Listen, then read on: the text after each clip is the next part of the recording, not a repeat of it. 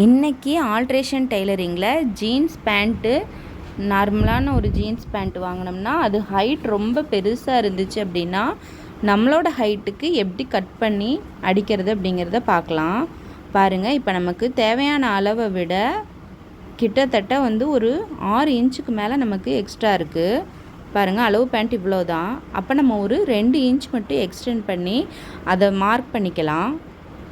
பாருங்கள், மார்க் பண்ணிவிட்டு அதை நம்ம கட் பண்ணி எடுத்துடலாம்.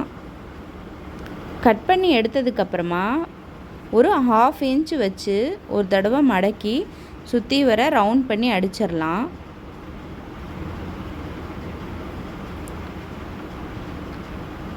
அவ்வளோதான். இப்போ நம்ம மறுபடியும் இன்னொரு மடக்கு மடக்கி ஒரு 1.5 இன்ச் அளவுக்கு மடக்கி மறுபடியும் ஒரு அடி அடிச்சிடலாம். பேண்ட்டுங்கிறதுனால கொஞ்சம் அந்த ஸ்டிச்சிங் மொந்தமாக இருக்க இடத்துலலாம் ரஃப்பாக இருக்கும். அப்போ மெதுவாக நம்ம கையிலையே சுற்றி விட்டு அதை ஃபினிஷ் பண்ணிக்கணும்.